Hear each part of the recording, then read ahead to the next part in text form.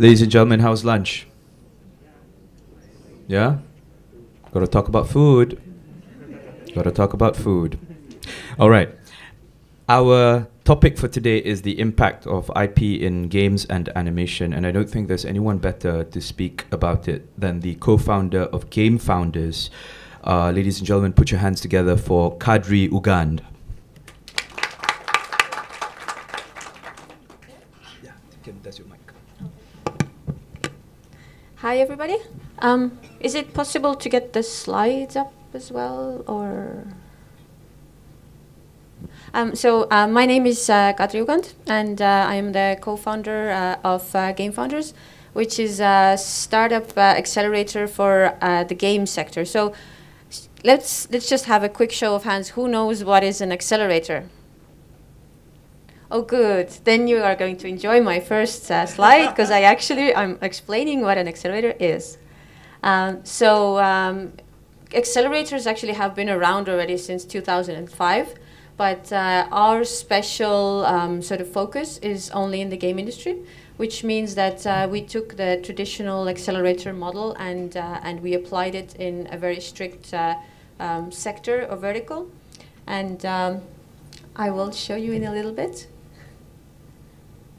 how that works. So can anybody tell me what this is? This is the top games for Malaysia App Store. I think it was like yesterday.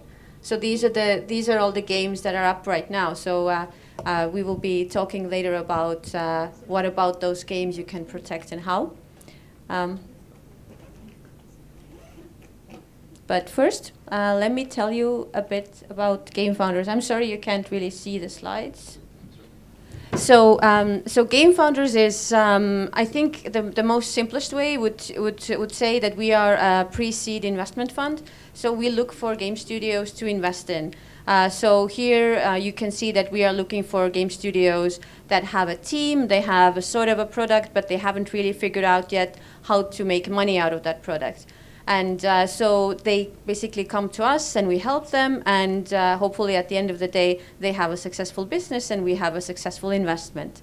So I will go through the different features in the accelerator so that you would understand what is the model about. So basically we look for teams from all over the world. We are now setting up in Malaysia, in Kuala Lumpur, actually from this September. So I'm sure I will be seeing a lot of you more. We will fly in 10 teams from all over the world. So it's not only about local, but it's game teams from all over the world that will be coming here for 3 months. And these 3 months include the following things. So we have around 120 mentors from game companies from all over the world. So basically the guys that did Angry Birds, or the guys that did Candy Crush, or some of the, I don't know, console or PC or mobile games that you have perhaps yourself or your kids have played. So they will be coming in and they will be talking to the teams about how to develop their IP, how to protect their IP, how to make money with their IP. Also, we have a lot of partnership deals. So all of these teams will get access to like free server space, free backend services, free market research. So all of the different things that you need to actually make your IP more valuable. Also, we have playtest days. So the same game teams that come in, they can have their games played by their audience, giving them feedback and also again making their product better. We have board meetings so that we are keeping them on the right track. We're helping them towards their goal that they have defined in the beginning of the program. We have pitch days, which is a very important aspect of an accelerator, because the key thing about young studios, and not only game studios but also startups in any field, is the ability to present their product and also to make people understand why it is valuable and what it is that they're doing. So that's something that a craft that they will learn very well during the presentation. We do a study trip to see different game studios, We do demo days, so we go into conferences and we have all of our studios meet different investors and publishers that either want to publish their IP or invest in their team. So not only one IP, but all the IPs that are in the company. And after the 3 months are over, the teams are still in our portfolio, because we do make a small investment in them and we take a small revenue share. So we are still interested in the long term, even if it's not during the 3 months, that they would take off and make a lot of money. So that was a really quick overview of what an accelerator is. So basically it's a 3-month program of mentoring and different activities that will make the team understand how to develop their IP into a product that will make money, and how to basically establish a game studio that is successful based on that. So again, show of hands, who knows what's an accelerator? Yay! So 10 people were listening to me. Good, good. That was sort of what we are doing with global teams. But now that we are opening up in Malaysia, of course, our first interest is to get a lot of Malaysian studios on board. So I want to do another show of hands. Who knows a game studio personally? A founder or somebody that works in a game studio? Come on, nobody? Really? Okay, so if you come across one, then tell them that we have a special program for the Malaysian game studios that includes a part of all of these activities that I just explained. So they're not getting the investment, but also they don't have to have a company, and they can just get a lot of advice from us. So that was a very quick overview of what we do. Our activities in Malaysia, as I said, will begin in September. So from September to November, we'll have the first batch of companies in here. And we'll be doing this for 2 years. So I'm sure that next year we will have already a lot more to report to you. But I'm sure that, you know, Game Founders is not what you came here to hear about. So actually the second part of the presentation is actually to the topic that you came to listen to. Just to give you a bit of variation so you don't have to look at the same face all the time, I actually have a partner from Game Founders, Andrew Walker, who has worked in Microsoft and also a big game publisher, THQ. So he has looked at and assessed probably over, what, like 500, maybe even more games in his career, probably even more. And he has assessed the IP, and he has a lot of experience in how to assess the IP, how to protect the IP, and what is IP. So if you don't mind, I would just pass on the mic to Andrew, and Andrew can tell you more about the IP in games. So I'll be around for questions as well, so thanks. Thanks, Kadri. Which one? That one? Ooh, yes. So we're going to talk about IP in games. Like Kadri said, I've spent some years in the games industry from a number of different angles, all having something to do with intellectual property.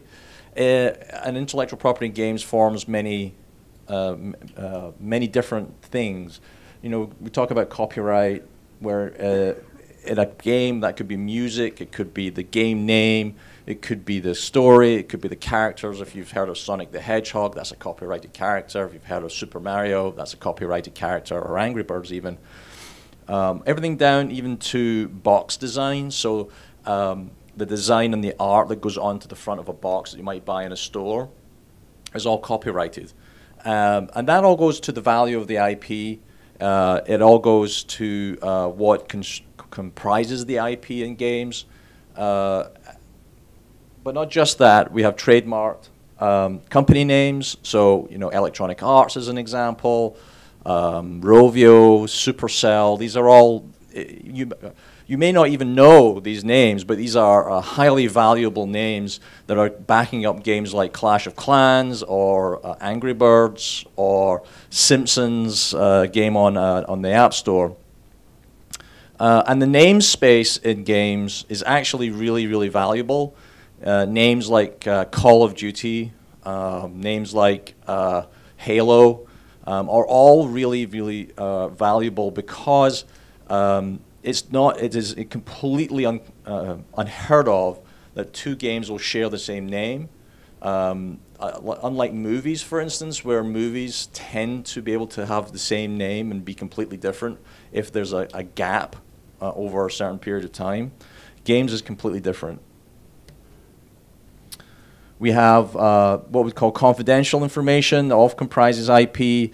This would be contracts where the deal terms between developers, game developers, and game publishers, and might be the mailing lists of the people who register the games, pricing, contacts, and also the tools and technology that is used to build the games itself. There's a lot of trade secret, confidential information that is built into an intellectual property. That intellectual property might be something like a technology, like an engine, something that in the end, you play the game using it, and has a aspect of development where the developer uses that technology to do something special within the game. Patents are obviously very controversial, very, very valuable, and in games are less common when it comes to software, but very common when it comes to hardware. If companies like has anybody heard of Nintendo? Right. Okay. So Nintendo are they are very not just litigious, but they also patent a lot. Microsoft patents a lot to do with to protect themselves, especially with the services and the consoles that they're coming out. But not only do game console manufacturers protect their IP through patenting, some game developers are able to do it, but it's very uncommon. Perhaps the most famous case is the Ghost Car from Midway, which was a coin-operated arcade game from 20 years ago, and what it showed was like a high score table, and you would see the fastest car on the high score table and the route they took around the course. But it would be like semi-transparent, so you could. It looked like a ghost. So they called it the Ghost Car patent. And many game developers later on, when they came to put this in their game, were surprised to find this was patented. And therefore, Midway came knocking at their door and said, "Hang on a minute, this is our patent, this is our IP. You have to spend some money here to license it from us." So Midway were acting in their own interest. They were just protecting their IP, as every good company should. But it was it's so rare that a game mechanic, a game design where, like in Angry Birds, if you're a game mechanic where you are chucking rocks to free or get the pigs. So it was, in this case, it was about racing. It's really uncommon. I mean, lots of game mechanics are just not patentable. It's just too unspecific. But in that case, they were able to do it, and the U.S. Patent Office accepted it. There's actually going to be a lot, I think, in the future, a lot of patent or patenting, especially with VR and augmented reality becoming much more commonplace. We're going to see big companies like Microsoft and Google, potentially also Apple, patenting their virtual reality and also the technology that underpins their virtual reality systems. Oculus Rift is they're another company. And there's another company in Florida that Google invested $500 million in called Magic Leap that also has a number of patents. So it tends to be more hardware and platform focused in games when it comes to patenting, but it is something that game developers have to be aware of. And in fact, knowledge of patents gets written into many game development contracts. So game developers have to do their due diligence when it comes to intellectual property and who holds the patent for what. Let's move on. So as an example, we have a video of one of our teams that produced the game, and it's you know, it's a game about alien invasion where the aliens want to steal our babies because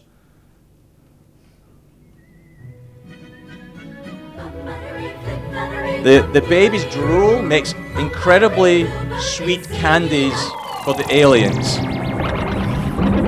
So as you can see, there's a game here that has characters, has a name called Circus Heroes. It has, you can see here, it's kind of small on the screen, but you can see the characters there all sort of going through everything that has a likeness, that has a distinctive likeness, is IP in games. Even the mechanic there of throwing like a fireball or is intellectual property. And it's the intellectual property of an Argentinian developer called One Eye Ant. And so they, you know, in order to protect themselves, and then there's more pictures here. This is all part of the IP that comprises Circus Heroes. You have all of the characters that are in the game. These are all likenesses that they can protect. Yeah, there's Strongman you have, but if they wanted to add, they can trademark their name. They can trademark the name of the game, copyright the characters, and all of those different things: music, code, story, characters, art, etc. But can I go back? Actually, there's all of these different, very distinctive likenesses. If somebody else came along and put them in another game, they would have a court case. They also can protect their music. They can also protect the code. There are court cases that can be cited where some people have what they call cloned games, whereby a game that goes onto the market is very rapidly copied in everything but maybe name. It's maybe another example of this is Threes and 2048. Super similar, but unfortunately in that case they weren't able to make that court case stick. Where a developer did win was against a company called Six Waves, when Spryfox, the developer, had a game called it was another Threes game, but it was they had the advantage that they had a contractual agreement with Six Waves, and Six Waves put out a game that looked exactly the same, except instead of a farming theme, the Six Waves game had kind of a Yeti and snow theme, but in every other respect it was the same. And the court case that Spryfox brought to court against Six Waves was upheld, but only because Spryfox were very meticulous about how they copyrighted and trademarked every aspect of their intellectual property. So, who owns your game is a very significant question that has to be answered. And what we talk about in game publishing is how clean is your intellectual property. And I think that's true in many different fields.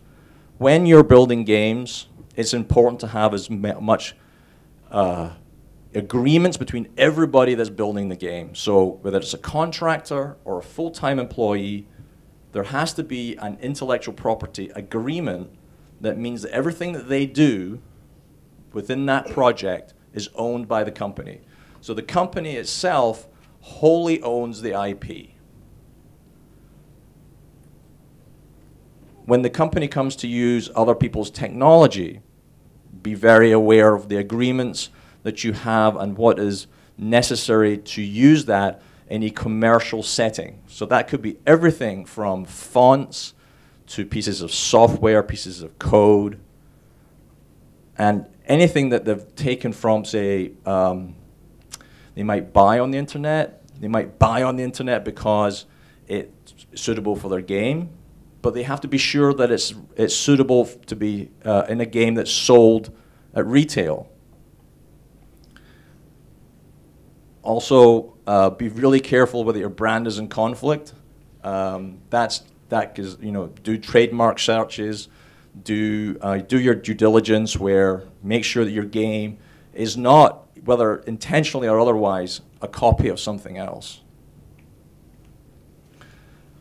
Do your due diligence when it comes to which countries and platforms that you're going to. A platform where you might be iOS, where it's an iPhone, or Android, where phones made by Samsung, etc. Make sure you understand which countries and which territories your licenses for other people's IP, how far they extend and how far they cover, so that you're covered when you go to sell those games in those territories. And understand how those rights to use other people's intellectual property can be revoked. It's less of a problem nowadays. It's still a huge problem to lose your revenue stream. But in the days gone by, when it was boxed product that you would buy it in the store, and somebody terminated their IP agreement with you, all of those boxes would have to be pulled from the shelf, and that would cost millions and millions of dollars. So, working with other people's IP. Imagine in the case of Circus Heroes, we wanted to have, instead of another circus hero or another acrobat or another wizard, we wanted Angry Bird to be in here.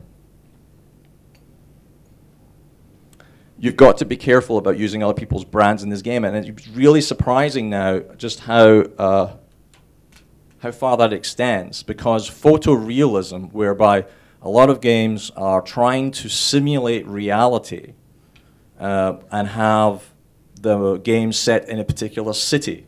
So in a particular city, you might have buildings. Let's say you're in New York, and you're using the Empire State Building. Well, you have to get permission. It's their intellectual property. So again, in order to protect yourself, you have to be really careful about whose likenesses you're using. And likenesses is something that I always go back. It's a kind of awkward word, but it's actually a legal term. So everything, there are many game companies got caught out when they thought, great, we'll put real guns in our game. And all those gun manufacturers, were, when games were not such a big deal, were not a $90 billion industry, gun manufacturers didn't care. Now that it is, all those lawsuits came out and said, no, actually, those are our likenesses. You have to license them from us, so you have to pay us money.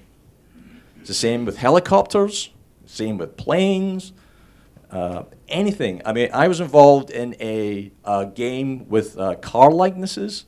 You can imagine how complex that can get, because if you have a car likeness, you have tires, you have decals on the side, you have even upgrade. If you want to make it really true to life, you have these upgrades sets, and these upgrade sets are sold by particular vendors. And if you want to use like real upgrade sets, you have to license that name from them. So it gets incredibly complicated. And all of that, when you're licensing from other people, that's taking money out of your pocket. So you've got to be really careful about, does it actually add enough to your game that it makes financial sense? In the case of a car game, if you want your game to have fake cars and you don't care, don't do it.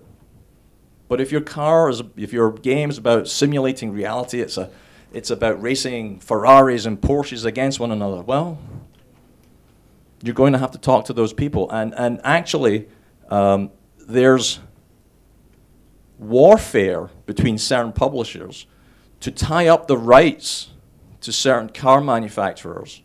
Their intellectual property is secured to be exclusive to, say, one publisher. For instance, Porsche is exclusive to Electronic Arts. Ferrari is exclusive to Microsoft. And that's great for those companies, and it sucks for everybody else. And even the Petronas building, it's a very good example. If we wanted to make a racing game, and we're racing in and around Kuala Lumpur, and we wanted to see the Petronas building, you know, shooting pie on the left, you'd have to go and get the likeness, license to use it in your game. How can those rights be revoked? Well, they can be revoked with a huge 10-ton hammer if you're not careful. If you use it, even accidentally, you can be sued for damages, loss of income. So you have to be, you know, really careful. I've often said that a game developer's best friend can be a lawyer. And some games development specialist law firms actually have services whereby they go through games and they look for problematic likenesses, bits of your game that could be risky.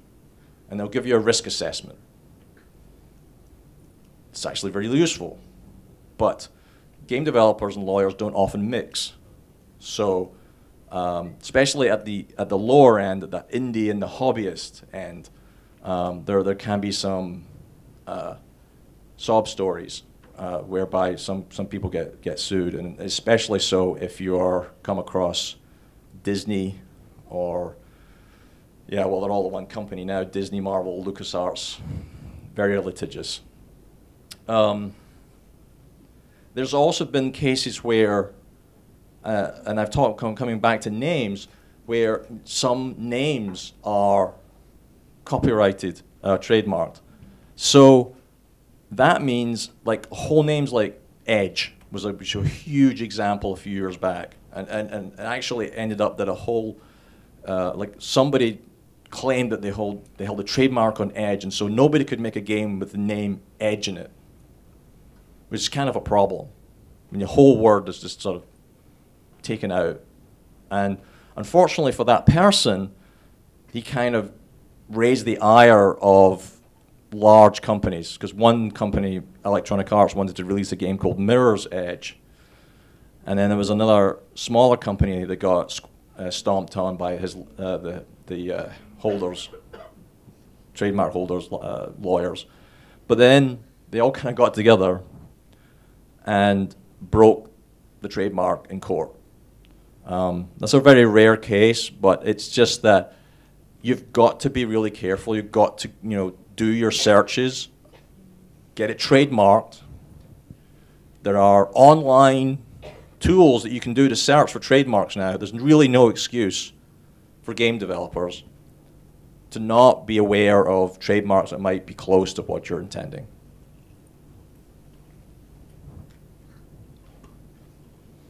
But you can also license out your IP. So when we talk about that, you know, game developers can hold a whole host of intellectual property. And it's not just the game itself and the characters and the backstory and the universe that it's set in, but it might be technology that they've built, tools that will help other people. But these have to have, again, these are all should be properly registered and have agreements to license out. Rovio, who owns Angry Birds, is a great example of how to make the most out of an intellectual property, from everything from plushies to Angry Birds aftershave to Angry Birds soap, shampoo. I mean, we visited the Rovio official store when we went to Finland as one of our field trips, and it's quite astonishing. Everybody came back with a little souvenir, of course. So, but each of those items are all sort of individual license agreements with people who make soap, aftershave, etc., etc. So you have to have contracts that you can easily agree and know what kind of terms you're looking for. Think ahead. So if you're licensing out, think about who your customer is going to be in terms of games. If you have an intellectual property that can be licensed out into merchandise, the valuation of that is going to go shooting through the roof.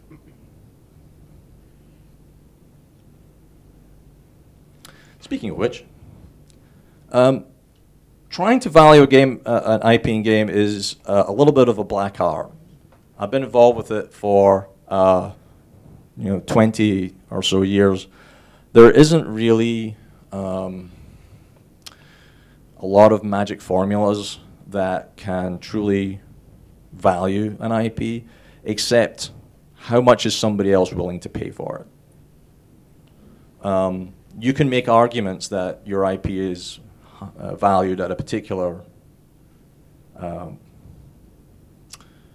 cost because of lots of reasons. Because it's known by people all over the world. You can talk about how many eyeballs you see your IP every day, how many people are playing your games every day, how many people are buying your games every day, how much revenue has it generated, how many games have you actually built with it, and is it profitable? Is it versatile enough to be used in multiple games and multiple merchandising situations? All of that sort of comes into the IP. So the IP buyer will then look at all of this and say, I'm basically build a P&L for what their plans would be for the IP. And if they would, and there's probably a tolerance level built into their P&L, and they think, I can spend $10 to $50 million on this, and I'll make my money back over 2 or 3 years, based on my forecasting of what I can do with somebody else's IP. And that's really all it comes down to. But for a game developer, they're looking at all of these, thinking, how do I increase the value of the IP? Because IP, for a game developer, is really the sole source of value when it comes to maybe exiting. It's two things. It's the people in the company, the talent, and it's the IP that they hold. It's also worth noting that game developers that have survived and prospered over, say, 10, 15 years are all people who own their own IP. They are people that have held on, in days gone by, publishers would publish a game developer's IP, but only if they could take ownership of it. And the argument for that was, we're going to market it, which is a lot of money. We're going to manufacture the discs, which is more money.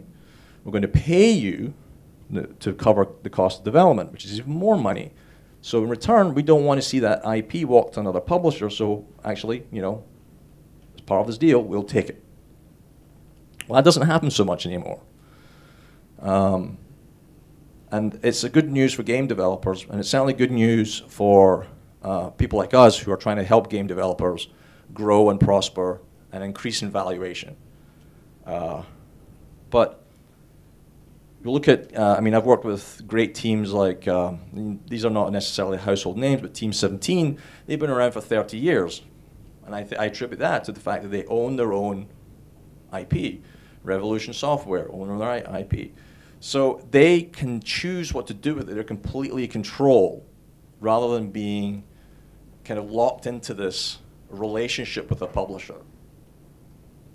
And investors really look for that too. Investors look at developers who have the ability to create original IP and the ability to hang on to that IP and increase its value. Because that, again, going back to it, is increasing the value of the company. And a good company will have many good IPs in its portfolio, increasing the value of the overall company, hopefully leading to a massive exit, making the founders a lot of money. And that's my talk, or Kadri and I's talk. And thank you very much for letting me talk about IP today. It was a pleasure.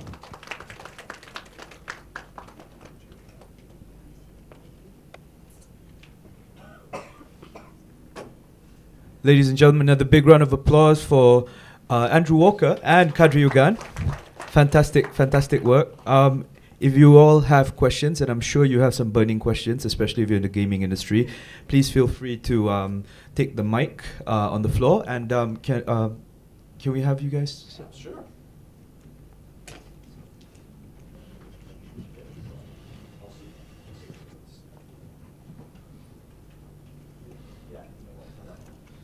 questions from the floor?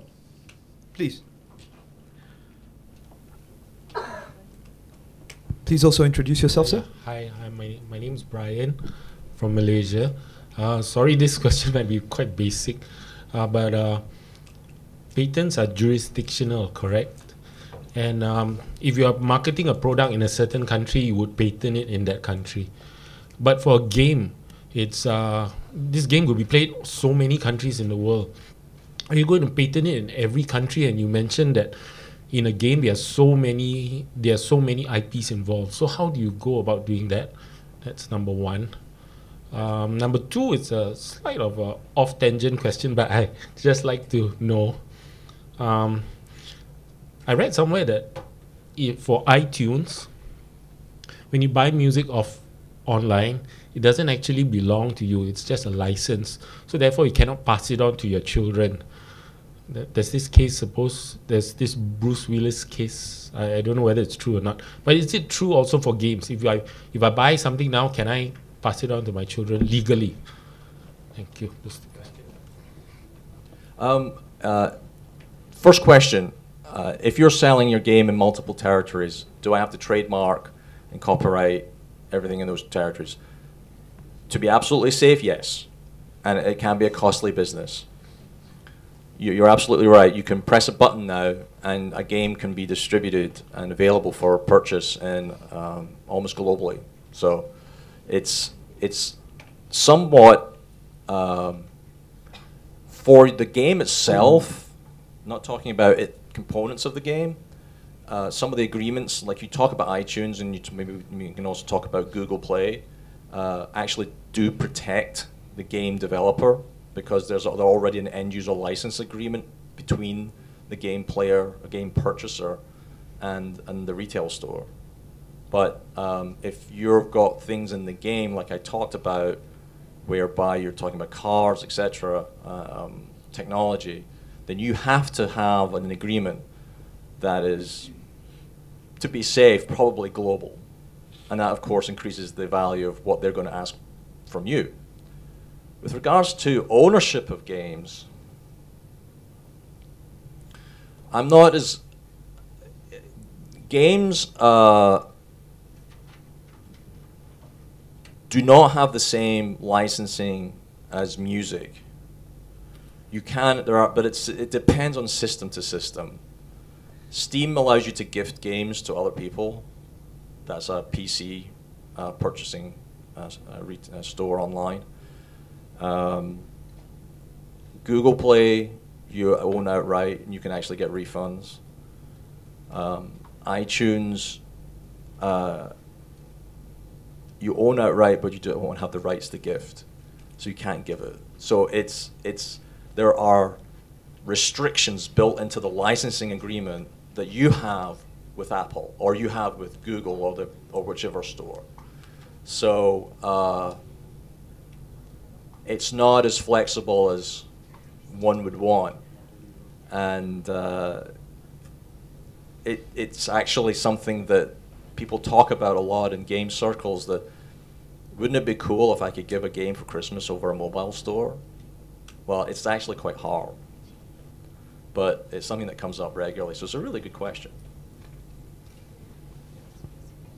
I would actually like to add a bit to the first part of the question and the answer. As Andrew said, to be safe, you have to protect it globally. But in reality, I mean, I know that when you do a game and you put it up on App Store, it's supposed to be global. But in reality, if you look at the different, like even the chart that we had up here for Malaysian top grossing games, so it is completely different in all countries. So every game, if you make a game, it is possible to publish it globally. But in reality, what the developers are doing in order to get better impact is that they are localizing the game to different markets. So let's say, usually, I'm not trying to be stereotypical here, but usually games that go for like the Japanese market, they have a lot of more sound and animation and a lot more cheering on the player, while in Western it's more sort of calm and and not so many things. So the games are often different. And when developers have the strategy, they usually think about which markets they want to go for. So even though you are published globally, it is recommended that you protect your things in the markets where you see most of your players or most of your revenue coming from. And then, you can do that first. And when you see that that's actually paying off and you want to go to the next market, you can do it like that. Or, as it is with a lot of these IP cases, and not only in the game industry, just the mere fact that you have already have something out on the market is like sort of protecting it a bit, because everybody knows that it's yours, although, it's not going to hold up in court, but it's still, but that's usually how it goes. You sort of try to predict where your revenue and players are coming from. You protect it there, and then when you localize it to another big market, you protect it there. But there is so much piracy going on anyway, so there is no 100% guarantee. Just wanted to talk about piracy, because we have developers that we talk to that see more sales in China, even though they didn't release it in China. You see more players in China. Just to echo, though, Kadri's point, we've been on a tour across all of Southeast Asia, and one of the games we saw was actually a Filipino basketball league. So they have no interest of selling that outside of the Philippines, and they're doing very well. So it's a question of what's appropriate for your game. And I think what Kadri said is if you're targeting particular regions, then you don't need to have an agreement for those, for regions that are not of interest to you. So that can maybe cut your costs and make things simpler for you. More questions from the floor? I'd like to throw a question. Not really a gamer, but or in the gaming industry. But this sort of revolves around your other revenue streams, such as merchandising, etc. And my question is, does the gaming company actually take care of their own merchandising, or do they sub it out to other people? And what are the implications of piracy, once again, on that? Can you share with us a case maybe that that sort of pertains to this, and where gaming companies have won or lost? I'll give one thing, and then I'll pass it to Kadri. It depends on the size of the company. If somebody like a Rovio, who has a substantial merchandising operation, probably brings that in-house. We did that at THQ as well, because we have multiple IPs across a large number of games. But there are certainly agents and representatives who can go out and license it on the developer's behalf if they don't want to have that person on staff. Yes, I wanted to just sort of give an example with. I think that Rovio is probably the most well-known game company that has made a lot of money of merchandising. Actually, I think it was in 2013 that they made more money from merchandising than they did from the actual games, which means the company itself is huge, the game is huge, it's making a lot of money, but at the same time, they're still making more money. I mean, I think they now have everything from stationery to amusement parks. And they do see a lot of piracy as well, but their sort of general approach towards it has been that it still is, building their brand, and they're not so much concerned about going to court with every single person that does something with their brand, but they're more building their own brand, and they're sort of making that bigger in the sense, and just protecting it through doing it better and bigger. So that's sort of, yeah. Yeah, yes. No, and one thing to know, and this is more of a legal point, is one of the reasons why when I talk about how companies protecting their IP, they have to, if they're going to keep the IP from being what is called diluted, meaning that other people could perhaps license it sort of without actually having an agreement. If they don't actually go out and legally protect it, it becomes harder to protect over time. So if they aren't really rigid about the terms and conditions as to how you can use their IP, it makes it it actually makes the IP lose value over time. With regards to piracy, just to add again, it's really hard to enforce. I mean, we could walk through a market somewhere and see all sorts of game T-shirts that aren't licensed. It's super hard to enforce. You're really at the mercy of whether the governments themselves are going to enforce copyright laws. But you know, it's one of the business trends within the games industry is to give games away for free and then make money from purchases in game.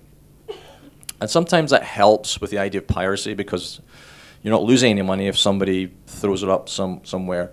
What happens then, though, is if your game is hacked and the purchases go to somebody else, that's a problem, and that is becoming more commonplace. So piracy is just a problem that is not solved yet and is unlikely to be. Gabe Newell. No, it's not only a problem in game industry. In fact, games have an advantage over movies and music and everything because they have an internet connection and they can at least reach out and make it to tell somebody somewhere that their game is being played in China and it probably shouldn't be. It makes it harder. But where you've got a digital media and you're just a matter of copying onto a thumbstick, if you can break the digital rights management, then it's way worse for films and music. Definitely way worse. Rovio is Angry Birds, huh? Yes, okay. Just double checking for anyone who doesn't know. Any other questions from the floor?